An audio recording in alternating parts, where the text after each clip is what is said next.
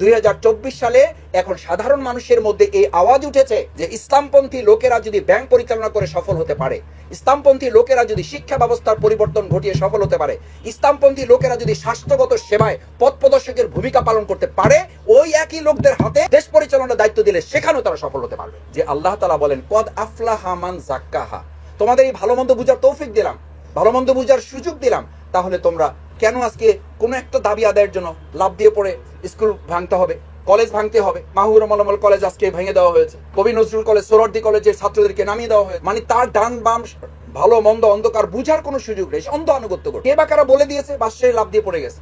এখন 2-1 দিন ধরে আবার শুনতেছি, আজকেও আমার কাছে সকাল থেকে মেসেজের পর মেসেজ আসতেছে যে শাহবাগে শুধু উপস্থিত হলেই তাকে 1 লক্ষ টাকা ঋণ দেওয়া হবে। আপনি ভাবতে পারেন যে একটা মানুষ মানসিকভাবে কতটা অসুস্থ হলে এই কথা বিশ্বাস, এবং সেটার জন্য শুধু ঢাকা থেকে না, ঢাকার বাইরে থেকে ট্রাকে ট্রাকে লোক আসতেছে, কারণ বাজার থেকে, ফার্মগেট থেকে, কল্যাণপুর থেকে, যাত্রাবাড়ি থেকে। আমাকে মানে আমি সকাল থেকে বলি যে আমি ঘুম থেকে ইচ্ছা করে উঠি না, উঠলে আর মোবাইল, এবং আমি ঠিক থাকি না, মোবাইল পাগল হয়ে যায় আমার। মানে প্রত্যেকে বলে যে মাসুদ ভাই এই মেসেজটা না পড়লে রাষ্ট্র শেষ হয়ে যাবে। আমি বললাম আল্লাহ তাআলা আপনাদেরকে নিয়ামতের অন্তর্ভুক্ত করেছেন যারা শুধুমাত্র 24 ঘন্টার মধ্যে ঘুমটুকু বাদ দিলে বাকি পুরো সময়টুকু আন্দোলনের জন্য, ইসলামের জন্য দায়িত্ব পালন করার সুযোগ আল্লাহ তাআলা আপনার হাতে তৈরি করে দিয়েছে। এত বড় নিয়ামত, এটা পৃথিবীর আর অন্য কারো কাছে। একজন ওয়াজিন সে শুধু ওয়াজের সময়টুকু দায়িত্ব পালন করে, একজন ইমাম সে শুধু তার বক্তৃতার সময়টুকু দায়িত্ব পালন করে। আমি সংগঠন করি, আমি সংগঠনে শুধু সংগঠনের জন্য যখন কাজ করি ওইটুকু দায়িত্ব পালন করি। আর আপনারা সেই ভাই বোনেরা, আপনারা সেই সমস্ত সম্মানিত চিকিৎসক ভাই বোনেরা যারা পুরো চিকিৎসার সময়টুকু আপনি চাইলে দাওয়াতি কাজের সাথে এটাকে সম্পৃক্ত করতে পারেন। শুধু ইন্টেনশনটা আপনাকে ডেভেলপ করতে হবে। আমাদের যারা প্রতিপক্ষ তারা কিন্তু তারা শুধুমাত্র তাদের আদর্শের কথা বলে চিৎকার করে না, তাদের প্রত্যেকটা কথার মধ্যে, তাদের আচরণে, তাদের চোখের চাহনি, তাদের প্রত্যেকটা চলার পথের কদমের মধ্যে তারা একটা ইন্টেনশন রেডি করে রাখে, এবং সেখানে তারা একটা মেসেজ কনভে করে। আমি তো জানি আমি বাংলার ছাত্র, আমি ইউনিভার্সিটিতে একেবারেই পড়াশোনা না করে পাশ করছি, তার মধ্যে দিয়ে কিছু করতে হয়েছে। হুমায়ুন আহমেদের একটা বই ছিল, উপরে লেখা ছিল এই বইতে কোনো শিক্ষণীয় নাই। আমরা একটু মানে বিস্মিত হয়ে বইটা পড়লাম যে শিক্ষণীয় নয় এটা বইটা, পড়ে দেখলাম প্রতি লাইনে লাইনে একটা শিক্ষা আছে, এবং সেই শিক্ষার প্রত্যেকটা ধাপ হচ্ছে ইসলামের বিরুদ্ধে একটা মেসেজ থাকে। তো তারা যদি প্রত্যেক লাইনে লাইনে ইসলামের বিরুদ্ধে শিক্ষা দিতে চায়, তাহলে আপনি প্রতি চিকিৎসার প্রত্যেকটা প্রেসক্রিপশনে প্রত্যেক রোগীকে তার শারীরিক সুস্থতার জন্য আত্মিক শুদ্ধতার একটা মেসেজ কনভে করা তো আপনার এই মেডিকেলের দায়িত্ব না, এটা কার পদত? আলহামদুলিল্লাহ, দেখেন আল্লাহর কৌশল যে আমরা ভয় করবো কেন। আমি তখনও বলতাম, আমাকে তখন বলতো যে ভাই আসার আগে এই জায়গায় আপনাদের এখানে বলতো যে ভাই আসার আগে একটু মাস্ক পরে আসেন। আমি বললাম না, আমি মাস্ক করবো না। আমি বললাম মাস্ক তো করছি করোনাকালীন ভয়ের জন্য, এখন তো করোনা নেই। বলছে এখন করোনা নাই, আওয়ামী করোনা আছে। আমি না থাকুক, কি হবে? বলছে যে ভাই আমাদের একটু অসুবিধা হবে। যাদের যাদের অসুবিধা হবে আমাদের আশেপাশে আপনারা আইসেন। আমি তো আমার প্রয়োজন আছে, আমি এটা বলছি যে দুঃসাহসিকতা অথবা হবিজিক্যাল কোনো বিষয় জানা, এটা আমাদের শহীদদের প্রতি, এটা আমাদের আদর্শের প্রতি, চেতনা। এই আদর্শ এবং চেতনাকে লালন করা হয় বলি ওই দলের লোকেরাই আমাদেরকে ফোন করে বলতো যে মাসুদ ভাই এই প্রতিষ্ঠানে শুধুমাত্র চিকিৎসা পাওয়া যায় না, এখানে চিকিৎসাও পাওয়া যায়, সাথে আল্লাহর রহমত দয়াও পাওয়া যায়। আমাদের নেতৃবৃন্দকে যারা হত্যা করেছে, আমি একদম তাদের সাথে তাদের অনুভূতিটা আপনাকে বলছি, এটা কোনো গল্প থেকে বলা, কারো কাছ থেকে শুনে কথা বলা।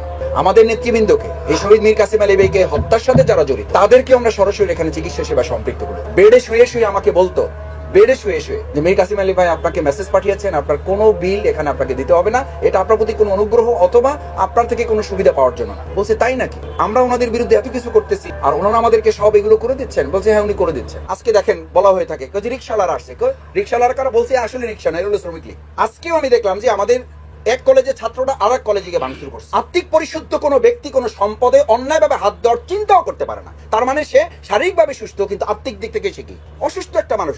আমি আপনাদেরকে বলি ভাইয়েরা, আমার এই প্রিয় মাতৃভূমি বাংলাদেশকে সুস্থ করতে হলে আপনি শারীরিক সুস্থতার দিকে নজর দেন, তার আগে আমাকে আত্মিক পরিশুদ্ধতার দিকে নজর দিতে না পারলে এই শারীরিক সুস্থ সম্পন্ন মানুষদের জন্য একসময় আলাদা হসপিটাল খুলতে হবে।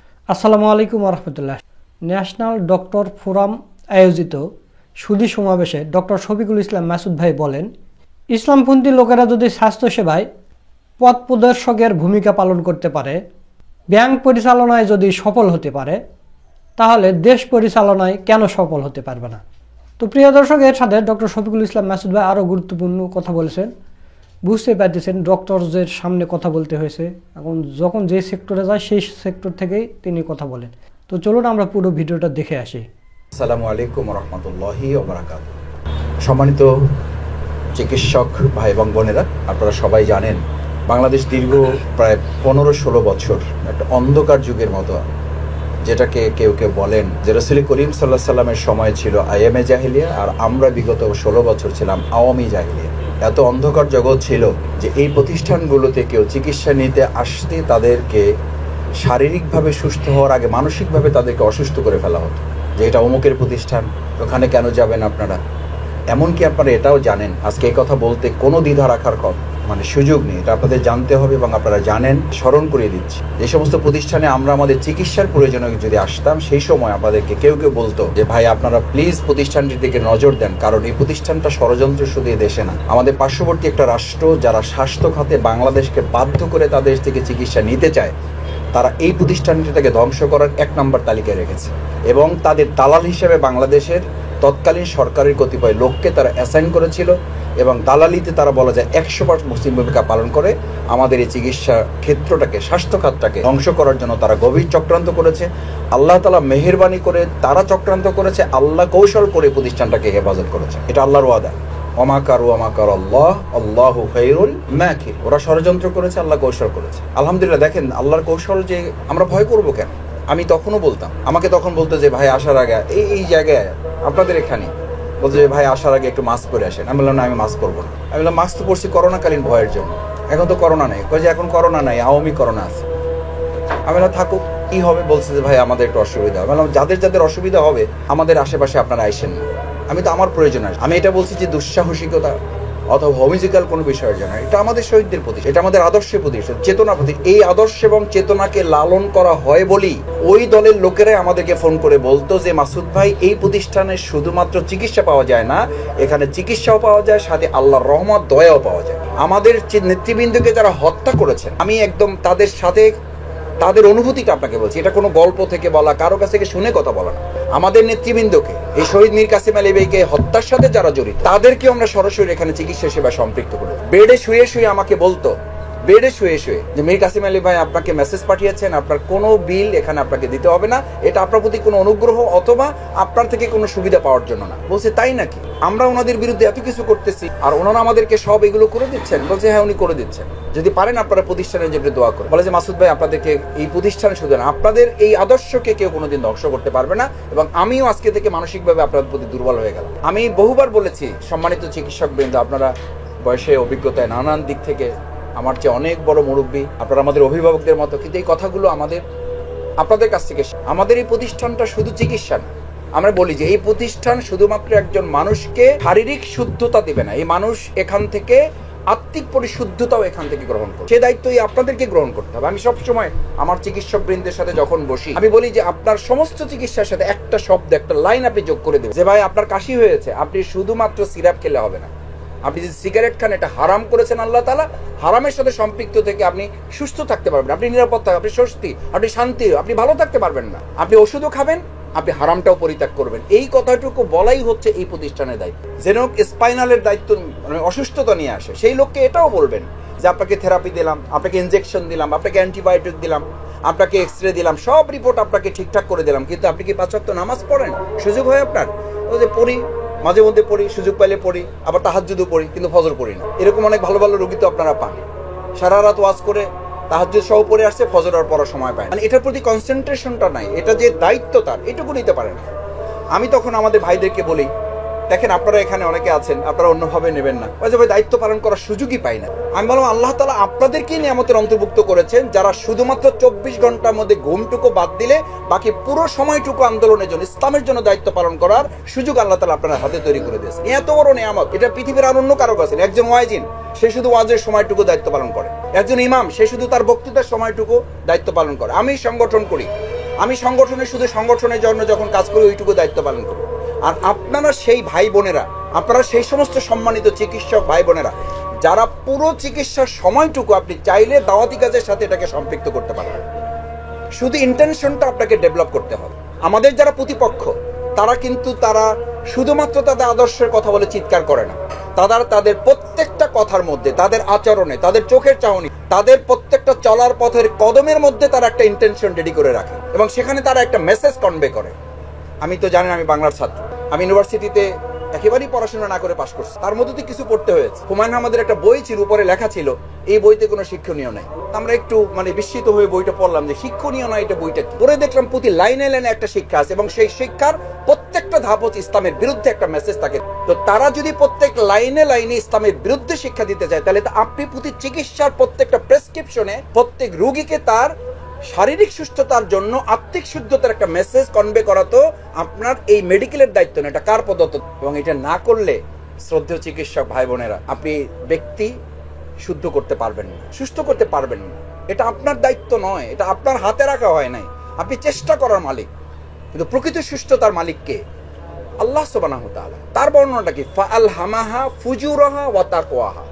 কোনটা ভালো কোনটা মন্দ, কোনটা সুস্থতা কোনটা অসুস্থতা, কোনটা ন্যায় কোনটা অন্যায়, কোনটা আলো কোনটা অন্ধকার, কোনটা দিন কোনটা রাত, এই বুঝার ক্ষমতা আল্লাহ তাআলা আপনাকে দিয়ে প্রেরণ করেছেন পৃথিবীতে। এই কথা বলে শেষ করা হয়নি।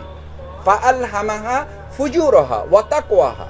কোনটা ভালো কোনটা মন্দ আপনি একটু বুঝেন। ওয়াদ আফলাহা মান যাক্কাহা। সুস্থ হবে সে, সুন্দর হবে সে, সফল হবে সে, সাকসেস হবে সে, এই পৃথিবীতে সম্মানিত হবে সে, মর্যাদাবান হবে সে, ব্যক্তির জন্য, পরিবারের জন্য, জাতির জন্য, দেশের জন্য করতে পারবে সে যে কদ আফলাহা মান যাক্কাহা।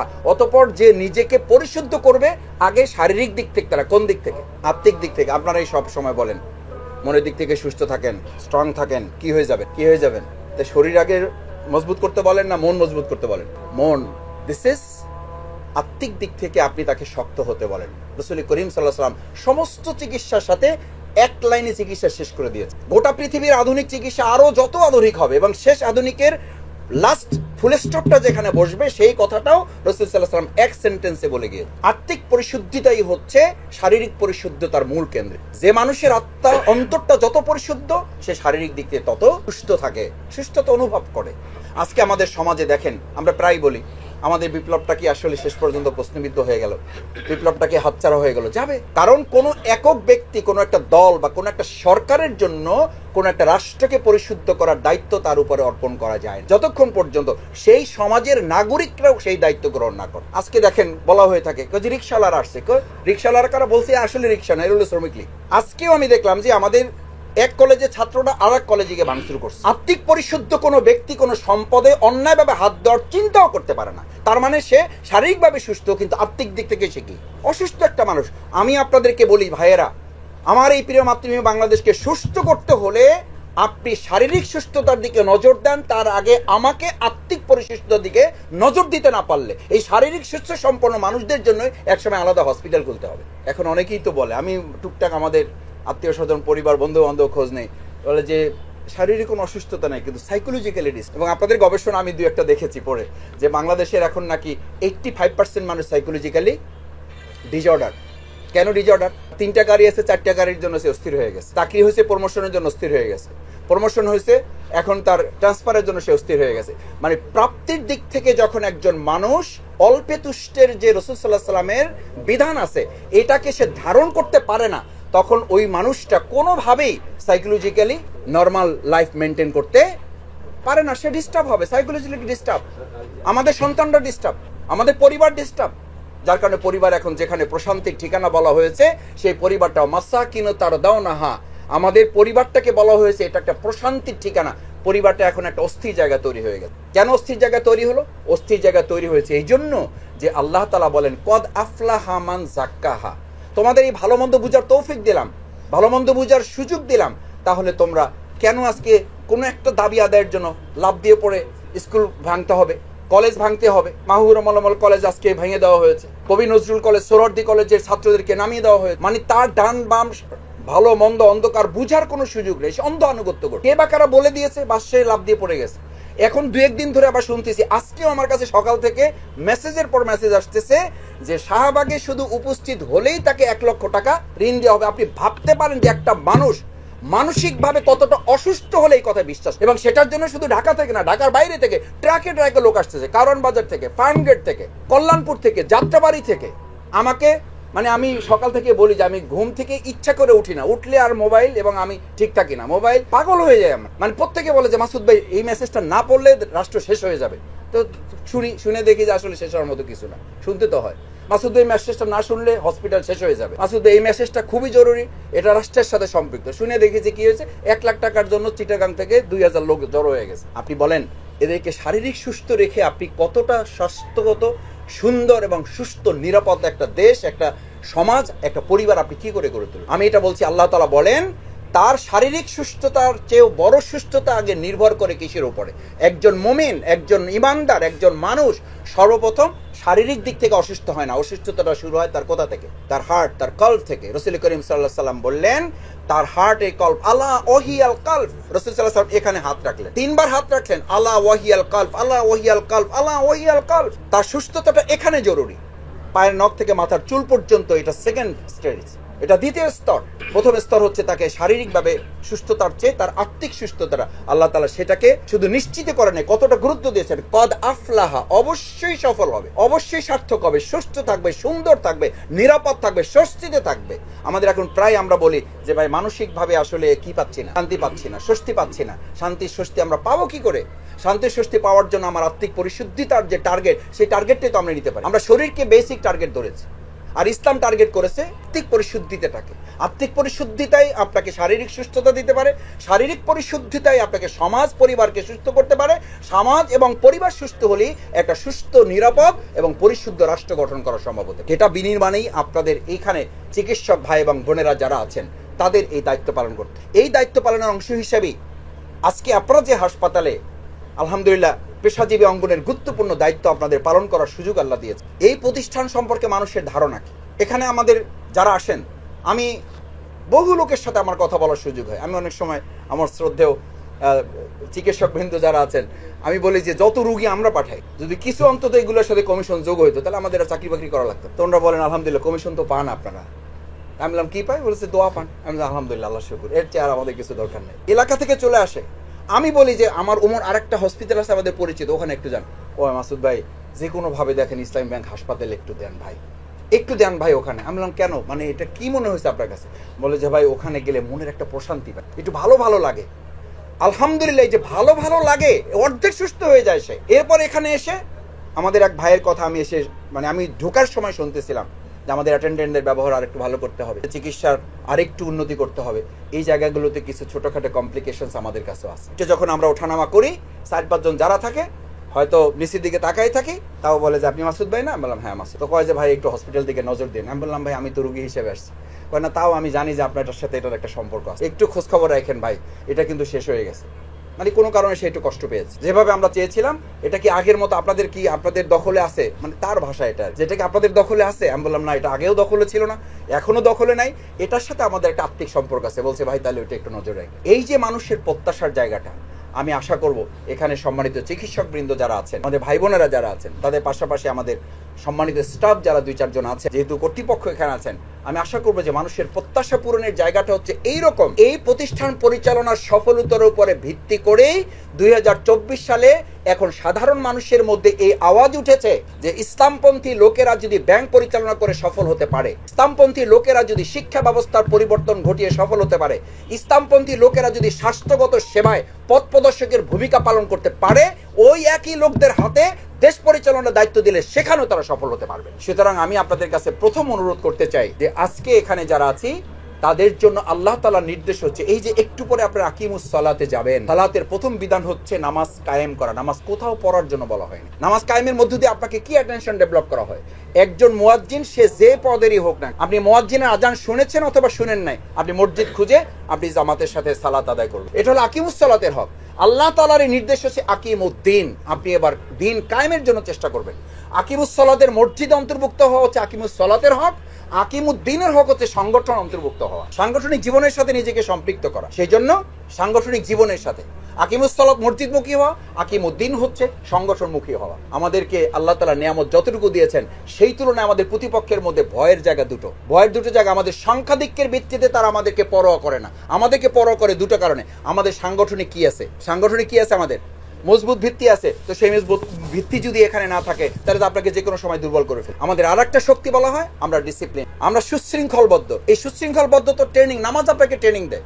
ইমাম আপনাকে দাঁড়িয়ে বলে একামত হওয়ার পরে সোজা হয়ে দাঁড়ান, কাতার ফাঁকা রাখবেন না, বুনিয়ানো মারসুস, গায়ে গায়ে লেগে দাঁড়াবেন, এমন ভাবে দাঁড়াবেন মাঝখানে যেন শয়তান। এটার অর্থ তো এইটা। তো আকিমুস সালাতে আপনি মসজিদে গেলেন, এখানে আকিমুদ্দিন আপনি সংগঠনে আসলেন না কেন?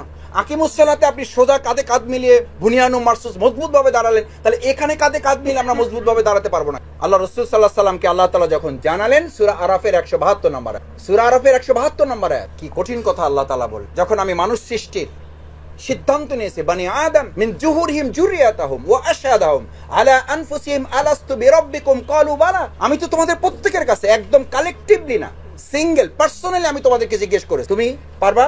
তুমি পারবা? শুধু আমার গোলামি, আমার নির্দেশ, আমার সিস্টেম মেনে চলবা? ইয়েস।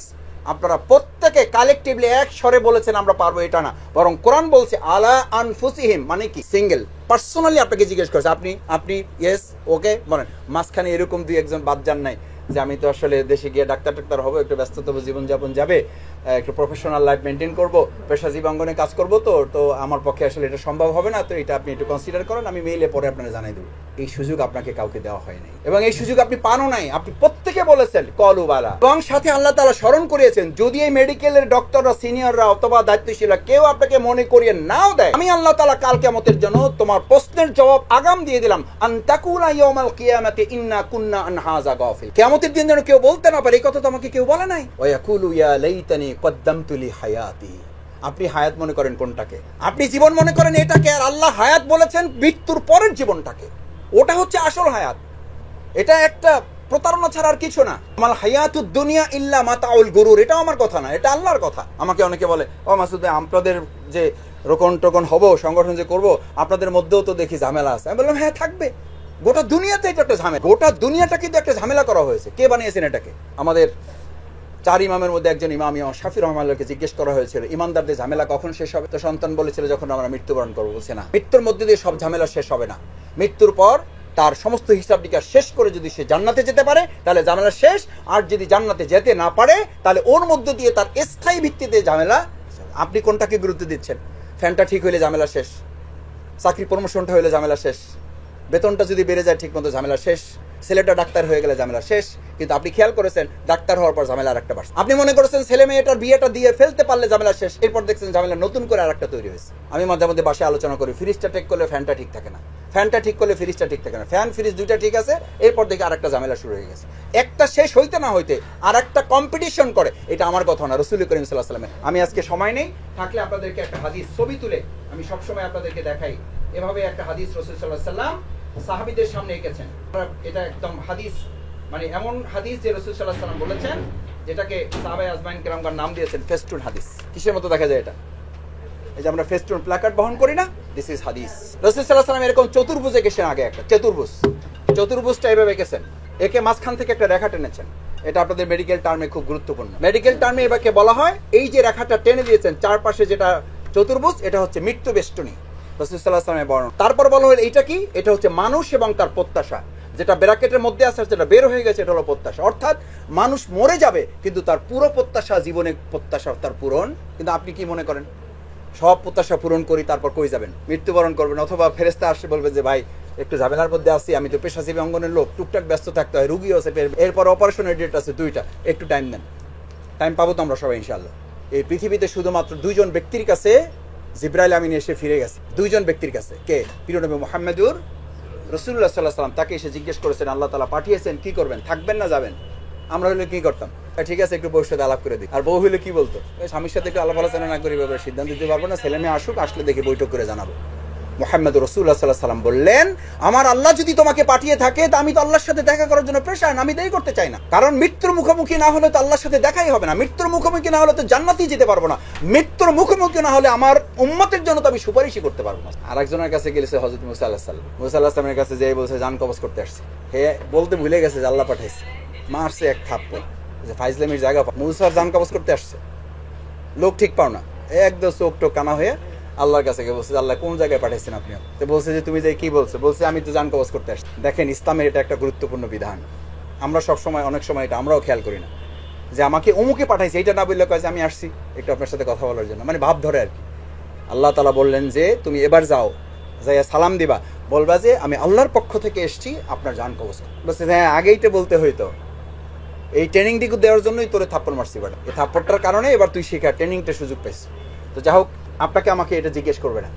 এখানে কথা, আমি মূল কথা যেটা বলার জন্য আপনাকে সময় নিলাম, এই চতুর্ভুজ এবং বেষ্টিত যে জায়গার মাঝখানে রেখাগুলো দেখা যায়, এই রেখাগুলো হচ্ছে আপনি। আমার জন্য lesson is a very important issue, যে আপনি এই রেখাগুলো একটা সমস্যার সমাধান হয়। আল্লাহ রাসূল সাল্লাল্লাহু আলাইহি ওয়াসাল্লাম বলেন বিল আমসালি ওয়াল আমসাল, একটা সমস্যা তোমার জীবন থেকে যায়, পিছনে আর একটা সমস্যা অপেক্ষমান থাকে, প্রতিযোগিতার ভিত্তিতে ওইটা যাওয়ার সাথে সাথে সে তোমাকে জাপটে ধরবে। এটা কোনো পিসাবের কথা বলছে, আমাদের ডাক্তার শফিকুর রহমান আমির জামাতের কথা। রাসূল সাল্লাল্লাহু আলাইহি ওয়াসাল্লাম বললেন মানুষের মৃত্যু হয়ে যাবে, তার প্রত্যাশাও বাকি থাকবে, তার সমস্যাও কি হবে না। আপনি কি বলেন? সমস্যা শেষ হোক, তারপর ইনশাআল্লাহ আগাবার ব্যাপারে সিদ্ধান্ত নিয়েছে। সমস্যা শেষ হোক, তারপর রিপোর্ট রাখার সিদ্ধান্ত নিয়েছে। সমস্যা শেষ হোক, তারপর তেলাওয়াতটা শুদ্ধ করব। সমস্যা শেষ হোক, তারপরে সালাত 5 ওয়াক্ত জামাতের সাথে আদায় করার চেষ্টা করব। সমস্যা শেষ হোক, তারপরে সময় বৃদ্ধি করব।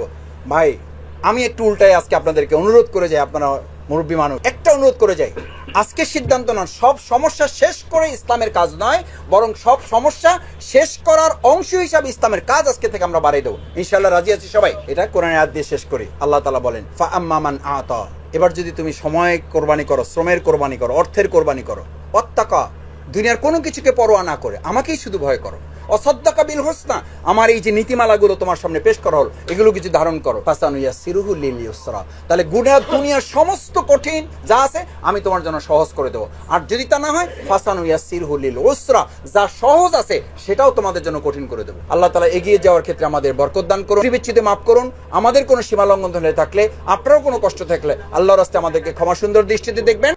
দর্শক, আপনারা ডক্টর শফিকুল ইসলাম মাসুদ ভাইয়ের পুরো ভিডিওটা দেখলেন। তো আজকের এই ভিডিওটা আপনাদের কাছে কেমন লেগেছে তা অবশ্যই কমেন্ট করে জানিয়ে দেবেন, আর ভিডিওটা ভালো লাগলে লাইক, কমেন্ট, শেয়ার করবেন। আজকের ভিডিও এই পর্যন্তই। সকলকে ধন্যবাদ। আসসালামু আলাইকুম ওয়া রাহমাতুল্লাহ।